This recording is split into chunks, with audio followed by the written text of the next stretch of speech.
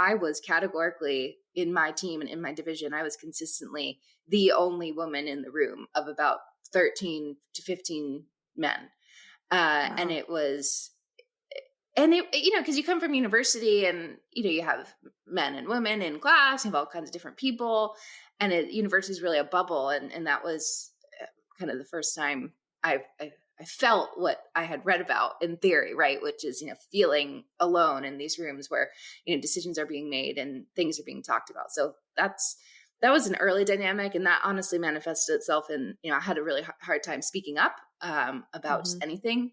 And I also learned that like my working style, my way of communicating was a lot different from the 13 or 14 men in this big conference room in this high-rise building in DC. And I had to work on it.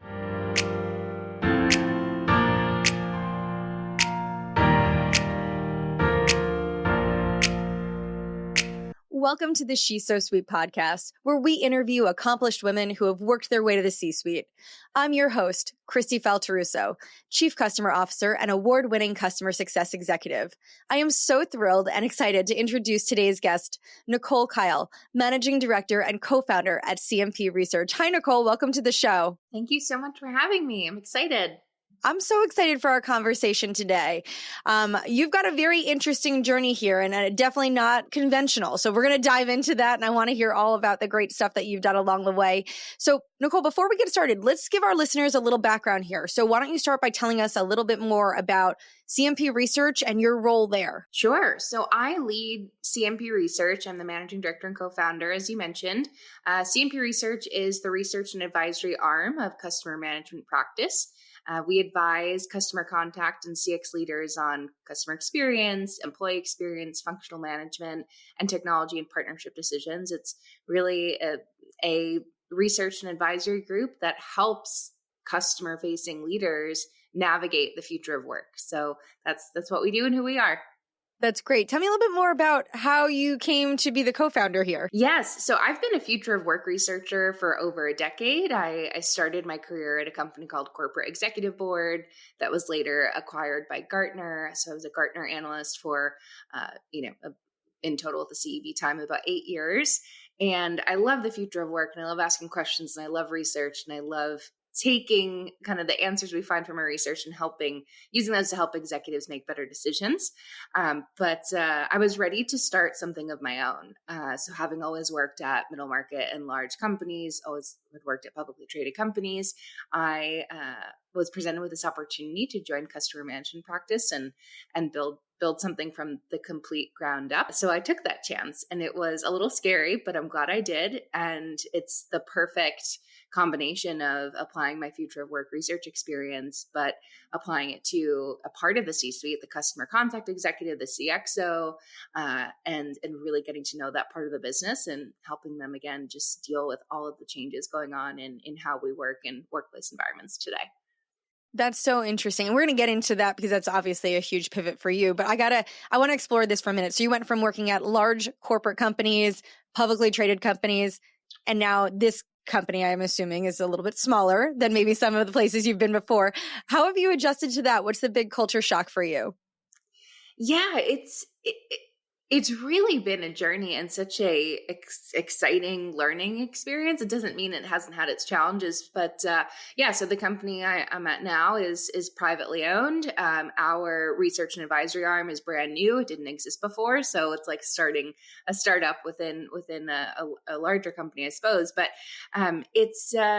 it's been great. A big transition for me was going from individual contributor at Gartner. So I was project managing people and I was collaborating with people and managing a lot of stakeholders, but I wasn't managing a P&L. So when I came to CMP Research to build this business, I'm now the lead researcher, but I'm also managing the business and managing the people and managing the team. So that's been quite an experience and I learn things every day and my team teaches me things every day. But it's been again, really rewarding. So that's been my journey. That's fantastic. And we're going to dig into all of those details because I've got so many questions for you. Okay. But before we do, I always like to ask my guests kind of, when you were younger, what did you think you were going to be when you're older, right? Because I don't think anyone, especially the folks that we meet with, right? We've talked to CIOs, CEOs, CPOs, CTOs. it's unlikely that as a young kid that was your career aspiration. So I'm going to ask you the same question here, Nicole. When you think back to your childhood, as far back as you can remember, what did you think you wanted to be when you grew up? It changed a lot as it does with kids, but the most memorable answer I ever gave to an adult in my life asking that question, and probably the first time I remember being asked that question and giving an answer, was my answer was a rock star. And I didn't even play a musical instrument at the time. Well, listen, a voice could be an instrument, right? So maybe in your mind, you could be a rock star and just be a performer or a singer. I gotta ask, was there any? Oh, sorry. No, I was going to say, is there any childhood like inspiration to that? Yeah, that's what I was going to say. You know what it was? Someone had given me like a blow up, kind of like heavy duty, like a blow up guitar. So it's like a balloon basically, but it had, it kind of looks like a real guitar, and I loved that. And that was my favorite toy or whatever for I think a number of months, which is a long time for a kid of 3 or 4. And so I think it was that toy that really inspired me. And at the time I had just started ballet classes, so I liked performing. I definitely enjoyed that. And I, have a creative side certainly. So maybe that's where it came from. But yeah, I was super excited about the idea of being a rock star. How did that evolve over time? So what were some of the other things that you maybe thought, okay, maybe now I'm not going to be a rock star? How did that evolve? And then ultimately, kind of, how do you think all of that led to where you are today? Yeah, it's such a great point. So Rockstar evolved into actress, I think, for a while in that makes sense. Elementary school, early middle school, wanted to be an actress. And then it evolved into writer, journalist type thing. So that's I think creativity is probably the common thread there. And I worked as a journalist. So my, first internships in college, and in college, I was very involved with student papers. So I have that training, like that formal training of journalism. And I think that's landed me in research in kind of the more corporate space, because as a researcher, researchers and journalists, I think, are two sides of the same coin. We follow a lot of the same methods in order to accomplish and write your story. All of the things I've just talked about require creativity, require some kind of vision. And I even think it's really funny to think about, but that desire for performance, I do a lot of speaking at conferences. So I do find myself on stage. It's just I'm presenting research, not singing a song, right? So maybe that's a little bit how those things connect. Well, it definitely came full circle, right? So regardless, to your point, you ended up on a stage performing differently than maybe you had originally thought, but performance nonetheless. I love that evolution. And I think it's so cute. I always like to hear where people thought they'd be when they were young. I think it tells a very interesting story. So let's reflect back.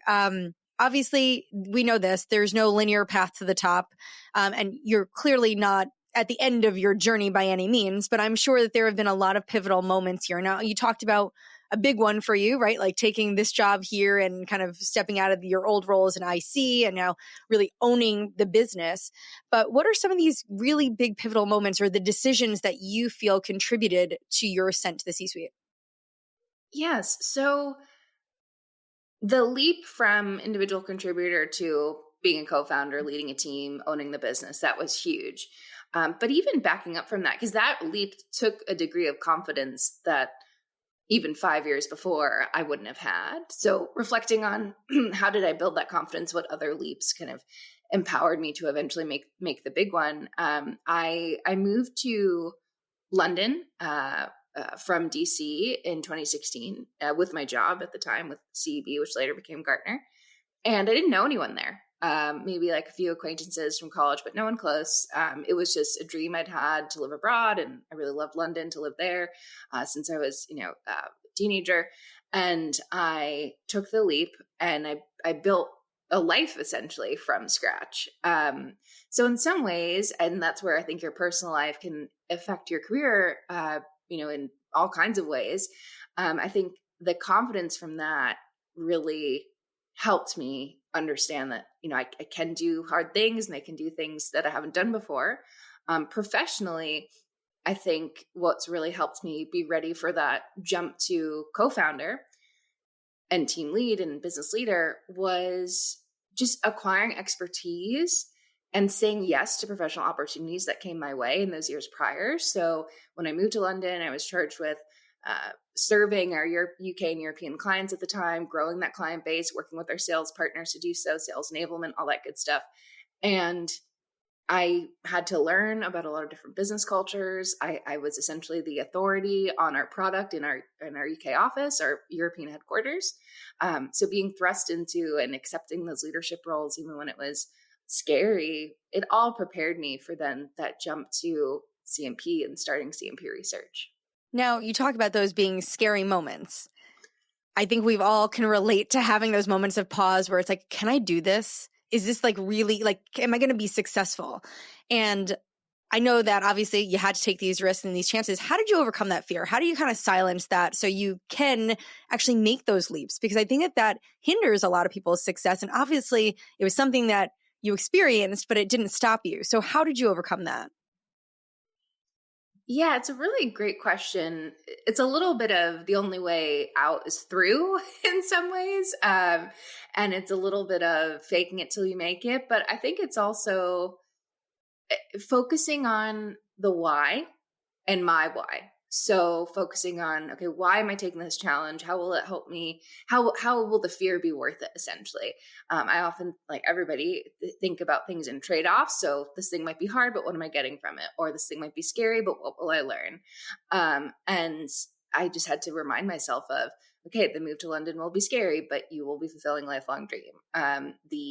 Speaking on stage at a Gartner conference for the first time where hundreds of people in the audience will be really frightening, but you'll have that experience, then you'll feel more confident doing it the next time. And you've always wanted to be a performer, right? Like even going back to some of those things about just how this fulfills maybe a base need or a dream. So yeah, I don't know if I have a super scientific process for it, but it's just reminding myself of my why and what outweighs the fear, I suppose. That's great. I don't think that there is enough people who focus on their why. Actually, I think that people sometimes take the leaps because sometimes those moments that present themselves just seem like the next step for them. And it's not always the one that makes sense. Now, I'm not saying don't take the leap, but I love that you anchor it on something that is really personal and intrinsic to you in your why, because it does make that movement a little bit easier, right? And justifies it in taking those risks. So I love how calculated you are, although I'm not surprised given your role today.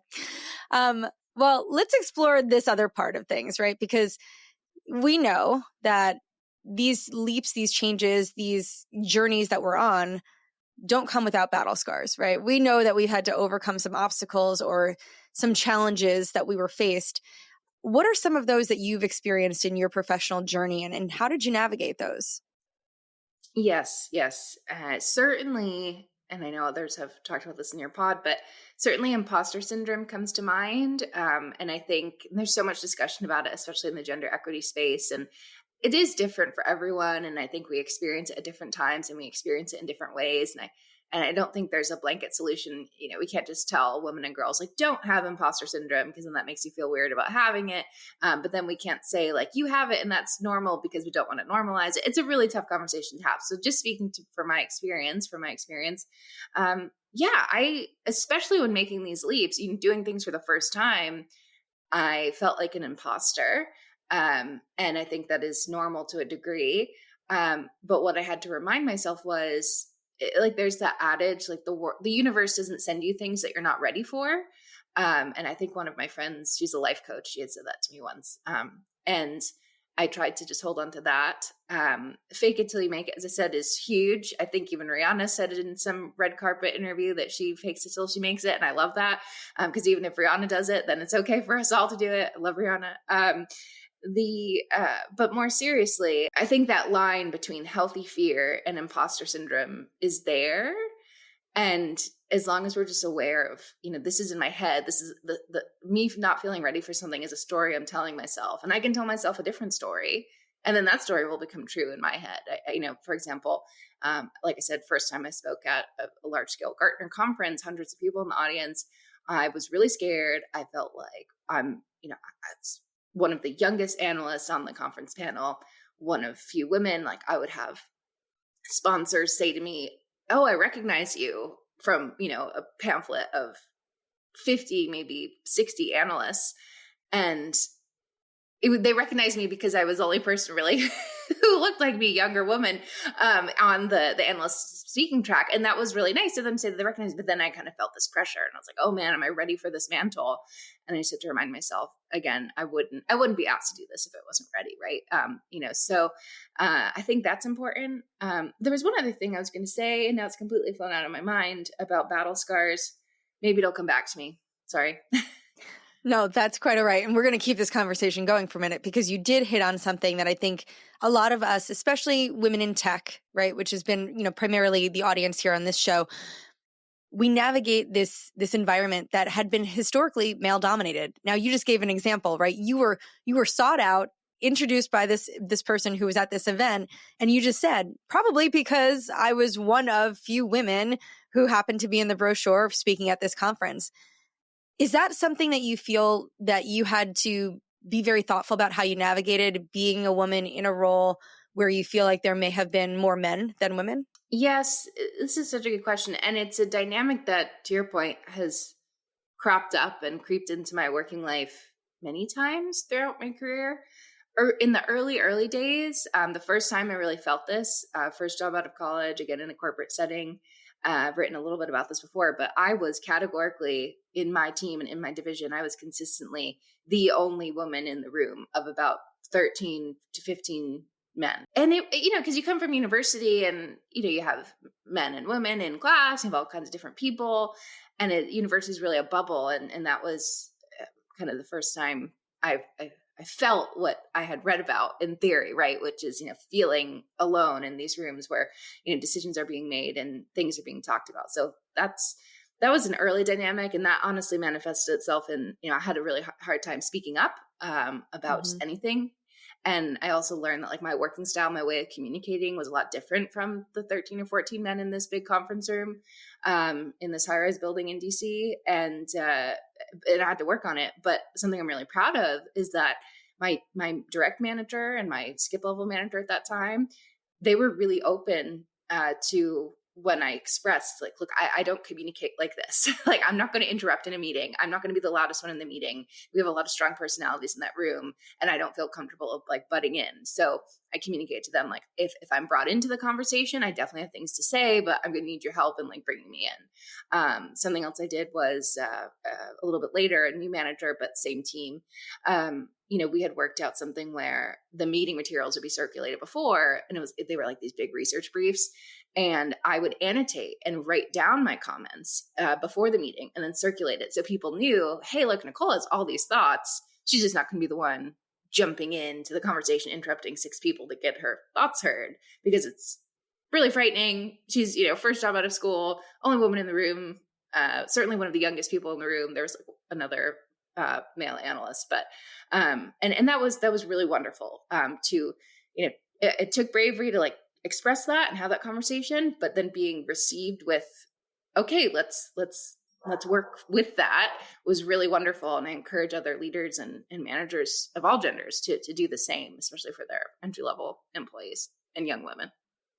Nicole, I love that. I'm kind of in awe of your response to that, because so few people are so, I think, proactive about identifying that this is something that you struggled with, this dynamic in these rooms, but then the way that you communicated that to your managers and sought and asked for help so that your voice could be heard in whatever way, shape, or form, right? It could be in writing, it could be, hey, pull me into the conversation. But then on top of that, the tool of, hey, listen, I'm going to go draft all of my feedback and my questions and my thoughts in advance and circulate that. So that way your ideas, your questions, they were present in a different communication style that really worked for you. And to do that as part of this first job out of college and be so early in your career and take hold of that is so impressive. Thank you. And to be an abundance of clarity too. I was really lucky a lot of that feedback to my manager, it was prompted by my manager in a review saying, like one of my development opportunities pretty consistently early on was, we need you to speak up. We need you to challenge more in these meeting group settings. And I remember my manager saying to me, he's like, I know a lot of great stuff is going on up there. You just need to say it. And then him even saying that prompted me to then say, well, I don't feel so comfortable interrupting. Like, we need to figure out a different way. So a little bit of certainly credit to him on that. And then I should say, that the journey probably for me starting to then, finding that new way was over a year, right? So it wasn't like I, did it on the second day or anything, but it took a while, but once I did it, I learned a lot from it, and it's something I've shared with a lot of mentees as well. And I shared it with the leadership of the company, and I think for a lot of reasons, maybe they're more open to different communication styles. So anyway, long story short.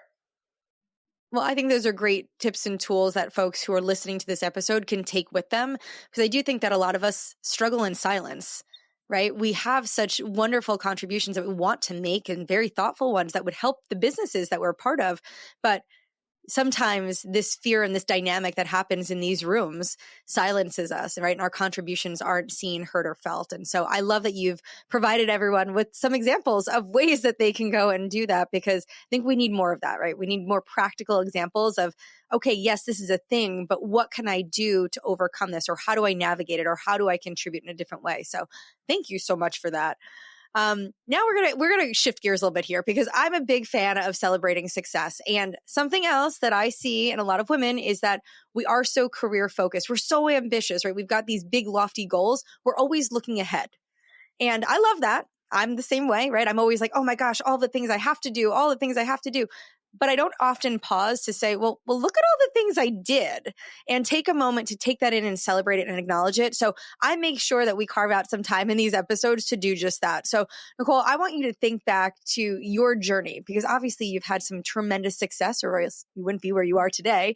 So what are some of those big moments, those proud moments that you can think of, or those accomplishments that you feel like, wow, I did that, and like, this is part of my legacy? Well, thank you for creating the space to celebrate in this way. It's a really wonderful and beautiful thing that you do. Certainly something that comes to mind, something I'm super proud of, is at CMP Research, not only just proud of starting CMP Research, I mean, that's huge, but one of the big wins for us was publishing the results from our first research initiative. It's called Engaging and Retaining Agents in a Hybrid Customer Contact World. And the findings from that research really have changed the game on employee experience for frontline customer service reps. We've built the refreshed competency model for frontline reps. We've built a refreshed competency model for leaders. We have proven the number one driver, 2 and 3 drivers of employee experience in contact centers. It was a really big deal. And it was a big deal, not just because of the quality of the research, but because it was the first research we put out there. And it's not just my win, the team, we all did it. But it feels really good. And I'd say a little bonus on that is the Wall Street Journal in 2022, they quoted a stat from our research, which felt really nice because, been reading the journal a long time, been a journalist, really admire. So that was a really nice win as well. That's amazing, right? That's not like a little mom and pop local newspaper. I mean, the Wall Street Journal is read by the who's who. So I have to ask a question, because my mom does this with anything that I do. Did you save the article? Do you print it out? Did you have it? Is it somewhere? I did I did a print to PDF of the digital, and I have that. Sorry, Journal, I don't get the hard copy, but I do subscribe digitally. So yes, digitally I did. Okay, fine. I know nobody gets papers anymore. I kind of miss that though. But that is awesome. I just hope that you kind of cherish those moments. And I love that that's your story there. But I have to dig a little bit more here, Nicole, because again, There's probably other ones. I want to hear, give me something else. Give me another thing that you feel like, maybe it won't top the journal, but something else that you feel really proud of. Yeah. This year we grew our team to our 6th person, just our team. CMP has obviously more resources, but just the research and advisory group. And that felt really good. That felt like a milestone. Personally, kind of outside of my CMP research work, but I do a lot of writing and, off the side, my desk research and, just writing and reporting on gender equity. And LinkedIn named me a top voice in gender equity, which was really cool to see, because especially for something that you do because it's a passion, right? And it's not your full-time job, being recognized that even, still that work is valuable. That felt really, really good. And it's something I'm super proud of to this day. And I will be forever. I love that. And I'm so happy that you are being recognized for your contributions, because I see a lot of women doing a lot of great things, and I don't see the things that they're doing being celebrated and acknowledged big enough for their contributions. So that's so awesome. How has that changed kind of how you engage your presence or your brand on LinkedIn? Yeah, well, I love LinkedIn. I encourage everyone to use it. I think it's the most civilized social media platform by far, because no one's anonymous, and there are just such valuable conversations happening on LinkedIn. So big fan. I've developed a really lovely community of fellow creators and advocates and researchers, entrepreneurs, who have just been so supportive. And that's been really beautiful. I think it's a great tool, and it's not just for job seeking, and it's not just for professional advice. It's just for connecting with people, which is so cheesy to say maybe, but it's a really great tool. And LinkedIn has not begged me to say this, I should say. I've just had such positive experiences that I encourage all professionals really to make more use of it. I mean, I completely echo your sentiments. I will say I'm equally highly engaged on LinkedIn. I love it. And I don't know if this is something that you feel, but especially coming through the pandemic, LinkedIn was my connection to people. I had never worked fully remote before the pandemic. I'd work from home here and there, but I was always in office and I always had access to people. And then all of a sudden we're cut off. And LinkedIn allowed connections from across the world to be friends, to be allies and peers. And it made the world smaller for me, and it gave me access to more information and stories. And I think it really helped facilitate my professional and personal growth. And so I don't know if that's a feeling that you have there as well, but even today, and as silly as this sounds, it's hard to make friends as an adult. Like, let's establish that, right? It's really difficult to make new friends when you're a grown up. But LinkedIn, actually, the people that I've connected there, I have actually become real friends, like outside of the digital universe that is LinkedIn, and people that I see and I communicate with often. And I'm so grateful for that. It's a beautiful thing. It's a really, really beautiful thing. Well, I love that. Now, listen, I know that this kind of dovetails into some of the other things that you're working on. And so I want to shift gears and talk a little bit about how you're helping other women, because obviously this is key to your research and it's something that you're passionate about. And we think about all that. So my favorite saying is empowered women empower women. And part of why I started this podcast was to, celebrate the voices and the journeys of professionals like yourself.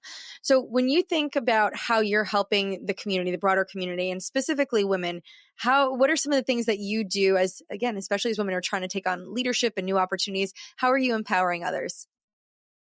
I am doing my best to mentor other women, and in that mentorship, provide really frank advice, just the advice I wish I'd known.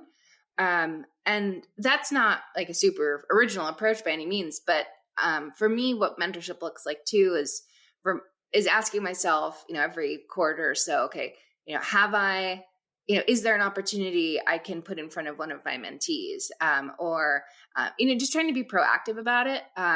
And another thing I'd say too is I think sometimes we all set a bar for like a mentorship as a super formal thing, but like your friends can also be your mentors. And I have been so inspired by my close circle of female friends. They're such a great resource for me, cheerleaders. We help each other with our careers. And I think for a lot of different reasons, to generalize a little bit, women haven't been encouraged socially to like root friendships in how we can help each other professionally as much, just because, women haven't been running the economy for 300 years the way men have, right? So like there's a lot of historical reasons for it. But I think we've all kind of set this the same way we talk about, whatever our wellness, our love lives, whatever, like we're also talking about our professional lives. And I've seen like a really amazing just changes in my friends' lives by conversations I can remember that we had professionally, which has been cool, whether that's a negotiation or taking a job they didn't otherwise feel ready for. And I'm sure that's not unique to me, but it's just been a really, really nice thing to see. That's such an interesting observation. And like, as you're telling this story, I'm going through the Rolodex of friends in my head. And I'm thinking about the friendships that I had that didn't start from a professional environment, and how much of that type of conversation we're having. And I got to tell you, it's minimal. Now that you mention it, I'm like, with those friends, it's about family, it's about health and wellness. It's about all of these things, our home struggles, like, did I clean the kitchen? But it's not really about, so interesting because I'm surrounded by a lot of really strong professional women. I mean, I've got lawyers, I've got doctors in my circle, and maybe we chat about work, but not to the extent that I would other folks in more of a professional setting. So it's such an interesting point you raise. Thank you. Yeah. And you have to find the right balance for you and your friend group, obviously, but I don't know. It's just interesting. Even anthropologically, like you go to a big birthday party and you overhear, like, I'm a researcher, so I'm always eavesdropping a little bit. And, you hear like guys talking about like, I don't know, strike price on some deal they read about or some deal they're a part of. And I wasn't like hearing the deal making conversation so much on my female friendships. So I just started changing that by bringing things up myself, and everyone was receptive to it. So it's just a nice thing. And it's one of those things you can do in a micro sense that if every friend group starts doing that, you'd see a macro change, which is, my hope. That's so interesting, Nicole. You're so interesting in the sense that you like listen, you observe, and then you take such interesting action. It's so calculated in a beautiful way. I love it. The She's So Sweet podcast is brought to you by Client Success. Client Success is an all-in-one customer success platform to help post-sale implementation and success teams manage customers from new to renew. Through an industry-leading platform approach, Client Success gives businesses an in-depth view into customer health, product usage trends, along with churn and risk data so that your team can not only retain customers, but help them grow as well. Whether it's managing customer onboarding workflows in shared portals, building custom health scores, tracking sentiment with NPS surveys, or doing more with less through AI and automations, Client Success gives customer success professionals a true one-stop platform to manage all aspects of the customer journey. To learn more about the industry's fastest to implement customer success platform, visit www.clientsuccess.com. That's Client Success. Simple, powerful customer success. Now we got to talk about balance, because this is one of my favorite topics, because personally, and we can debate it if you feel differently, I don't know that there is real balance when you get to a certain point in your career. I think that there's prioritization and there's, juggling of things, but true balance, I don't know, for me at least, has not existed. So when you've got a life outside of your career, but you've got a lot going on at work, right? You're building this business. You just said you've now grown the team to 6, like you've got some momentum there and there's a lot going on. How do you find balance in your personal and professional life? It's hard, to your point, and I agree with you that balance doesn't really exist. It's more the trade-offs you're willing to accept at that point in your life. And I heard someone describe it. I think it was maybe the CEO of TIAA. I would have to check that, but she described it as a pie chart, and you have to just set like what your ideal percentages are of your time and how you spend your time in that pie chart. And then you can readjust as you move through different seasons or priorities have to change. So that was a really great way of thinking about it. But anyway, personally, I'm not even that good at it. I need to be better about my pie chart. I think I can, I do my best to give myself grace and try not to judge myself too harshly when I need to rest. And I think as an entrepreneur, founder, any team lead, any leader, you have to put energy into yourself, because if it's the same way, I'm not a parent, but from what I hear with parents, if you don't, invest in yourself, you can't be there for your kids. If you're a leader and you don't invest in yourself, you can't be there for your team. So I try not to judge myself too harshly there, but can't say I'm the best at it. I do think flexibility is for digital workers specifically, is such a beautiful liberation from a 9 to 5 work schedule. And it's empowered a lot of people, especially working women, to design work in the way that works for them and works for their either care obligations or just choices that they want to make or other priorities that they have. So I'm a big proponent of flexibility, and I have the data to back it up. And that's also really enabled just me personally to come up with a working pattern that works for me, which I'm really grateful for. I know everyone's not in that position, but I hope one day all digital workers are empowered in that way. Yeah, I think I was actually going to say this earlier, so I'll try and work it in now, but to the other thing around how I've dealt with like battle scars and imposter syndrome and fear, perspective is so important. And I learned this maybe 6 years ago, 5 years ago. It finally clicked for me when I started dog sitting regularly, that like work isn't, I'm a perfectionist. So, and I love work and I'm proud of it. So I get really invested. But then once I started dog sitting regularly, it really put things into perspective for me of like, okay, there's this other thing, this living, breathing dog who I love. I'm a dog person who I like need to take for a walk. And I need to take it for a walk at 9 a.m. and 2 p.m. and 6 p.m. or whatever the schedule is. And like the emails will have to wait, or it's a weekend and I think I'm going to get some work done. Well, that work has to wait. I have to take the dog out. And having that thing to give me this perspective also helped me like step back and realize, hey, like there are bigger things in life than if I mess up one word in the first presentation I give at a Gartner conference or Gartner symposium, or CCW or whatever. So that getting that perspective and those external forces that kind of make you get perspective, I think can be a really helpful tool in overcoming fear, if that makes sense. I went out a little off track. No, I mean, it's interesting that you put it there. I'm going to insert, I have a dog too, and I love my dog. My kid definitely gets probably more of that specific mindset than my dog. Poor dog really needs to go out. She's barking before. But yeah, no, it's important perspective. We actually have a family situation right now where, one of our adult parents, my husband's father, is needing some care and time and attention. And, my husband, just like myself, we are our work, right? We're very invested. We're hardworking individuals. And we commit to the roles that we're in.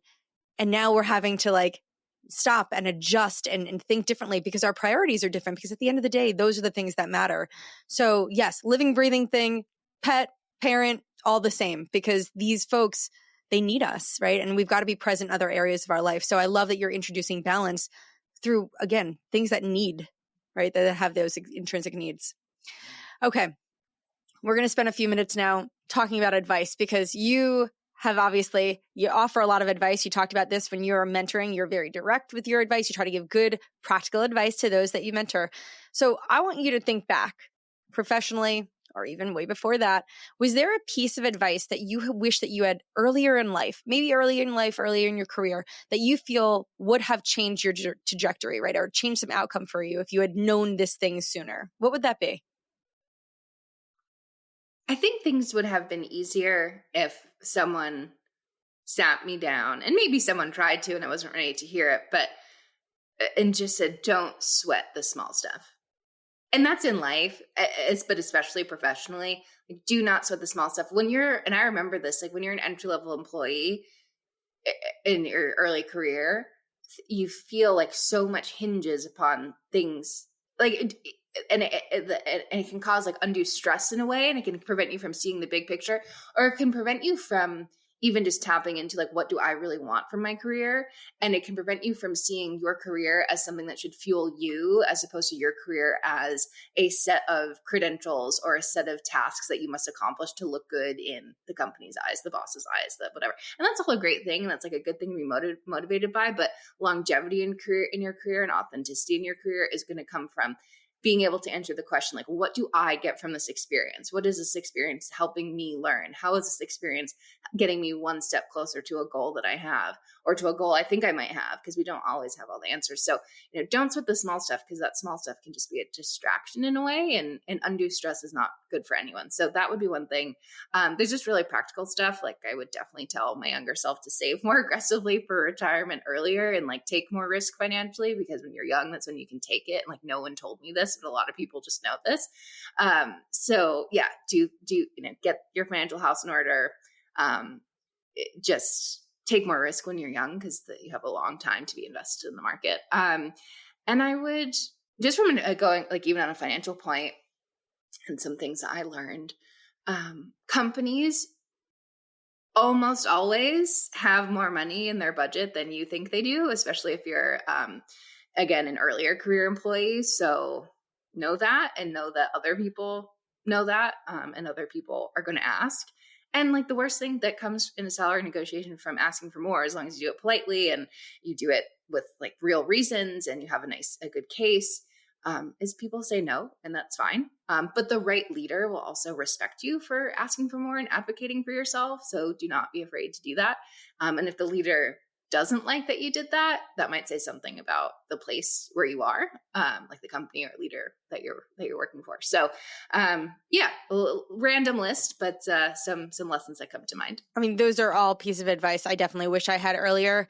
My husband works in finance, and when we got married, he saw how little I had saved prior to our marriage, and he was like, what is going on with your 401k here? And I just didn't know enough about that world. So I was like, oh, I don't know. I'm spending my money as fast as I'm making it. So teach me. But I love it's all very sage advice. Let's spend a few minutes, though, wrapping up. I want to know, as we wrap today's episode, you've obviously shared so much, Nicole. This has been a really fantastic episode. What's the one piece of advice you'd leave our listeners with today? It might be cliche, but believe in yourself. And I say that because knowing the career jumps I've had to make, we talked about moving from individual contributor to business leader, founder, team lead, all of that. I couldn't have done that without self-belief. I couldn't have done that without confidence. And I think we talk a lot about like advocacy and sponsorship in professional contexts. You have to be your biggest advocate. You have to be your biggest sponsor. You have to believe in yourself before other people do, to a bigger extent than other people do. And once you do, like the universe will follow, I guess. It's not always the case, but generally speaking, I think a lot comes from that self-belief. I love that so much. Well, listen, Nicole, thank you so much for your time today. Your journey has been so inspiring. I'm really excited to see what your future holds for you and how your company continues to evolve and grow from 6 to hopefully 600. But really have loved our time today together. Thank you so much. I have too, and appreciate the conversation. Great. Well, thank you so much.